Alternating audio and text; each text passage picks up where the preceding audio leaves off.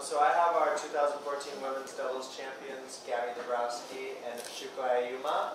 This is Gabby's first ever WTA title of any kind, and this is Shuko's third consecutive Citi Open doubles win. Wow. So, questions in English for them. Gabby, congratulations on your first title. How does it feel? And also, there's been a lot of Canadian success at this tournament, so did you feed off that a little bit? Absolutely. I think it's very inspirational that tennis is going so well in Canada right now. I think it's about time. And having grown up with, most of the guys and girls that are doing really well, I think it just shows that when people are doing well around you, that it kind of pushes you out and lifts you up too. So, definitely. Will you be playing Rogers Cup next week? Yes, tomorrow. Okay. At 12. Oh, wow. Is this singles qualies? Yes. Or? And then doubles also. Doubles also. Is it hard? Sorry. Is it hard to go straight from winning to then having to play tomorrow? Is that? Yes. It can be. Although it's better than losing and going somewhere quickly. But just the trip down up there, driving in a car for over 8 hours. I don't know how my body's going to take that tomorrow. But that's okay. I'll just dream of this lovely win. So. I'm sorry, I don't pronounce names. Shuko. Okay, Shuko, thank you, sorry.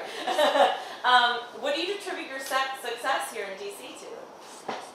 Success in DC, why do you do so well at this tournament? Yes.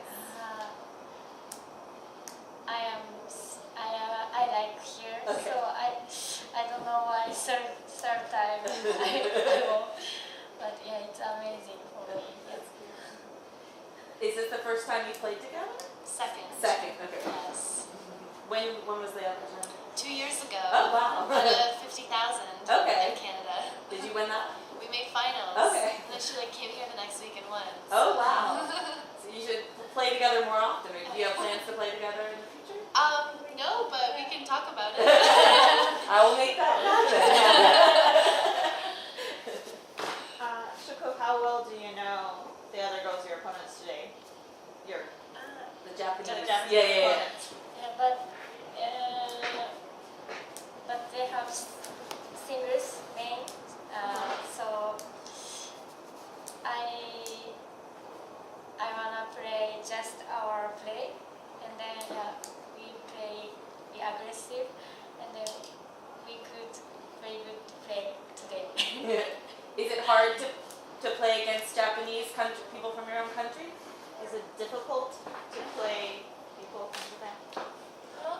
Not difficult because I have to. I should just do my best. Okay. I try. Yeah. Okay. So, Gabby, what do you, the Canadian women right now, there's Sharon Fickman, there's you, I'm forgetting, Jeannie?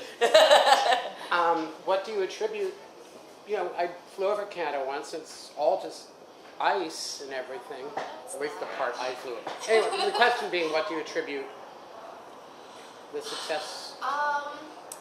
Well, I know Jeannie has had an amazing support system around her since a very young age. Her family and the Federation have helped her since she was very, very young, so maybe for her that maybe is her reason. But she also has a very strong character that I think pertains to tennis very well because she's very independent, but at the same time I think she's open to lots of people's ideas, and she's stubborn with working very hard, and she's very determined. Sharon is the biggest fighter I know. I don't know anyone that fights harder than her, especially for her smaller stature. I think she works twice as hard as everybody else, or more, and she's mentally very tough. So I think also her character has brought her to where she is. In general, in Canada, I don't really know.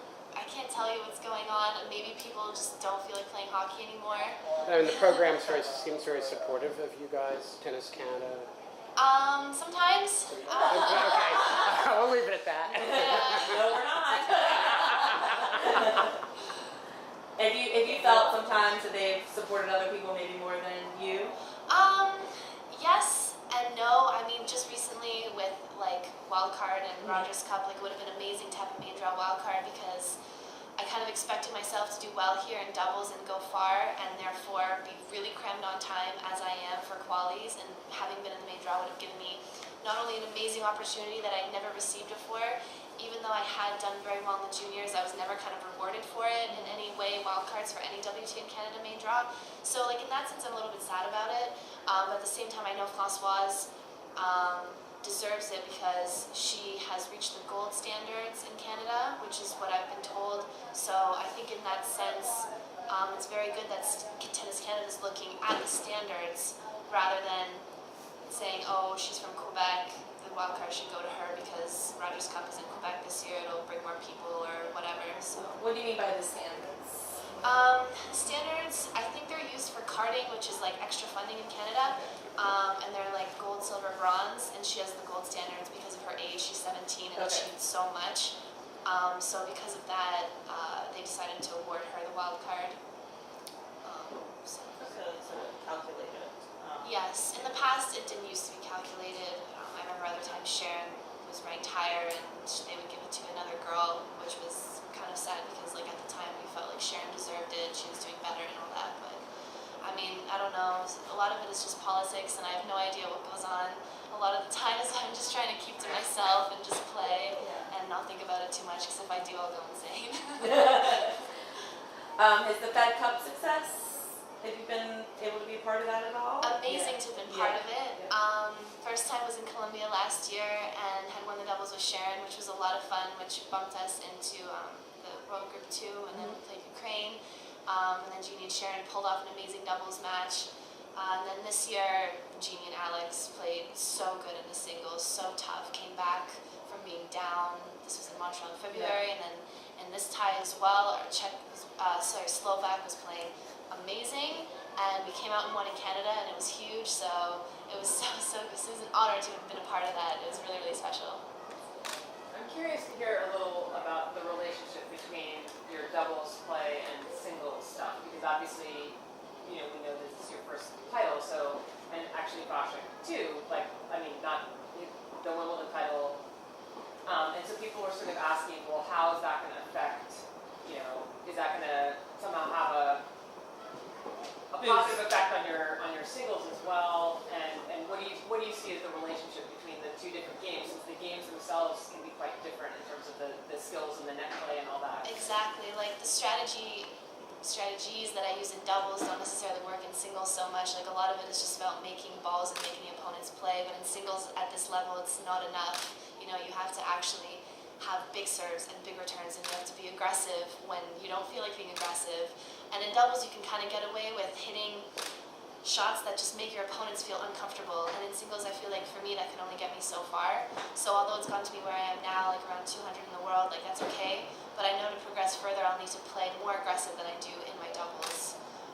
But at the same time, doubles is an opportunity to practice those things because you do have a partner helping you out. So at times you just use certain shots almost as practice, and then a lot of times, because only half the court is covered, it works pretty well. So yeah, I don't know about Vashik, I think he's doing amazing in both. So.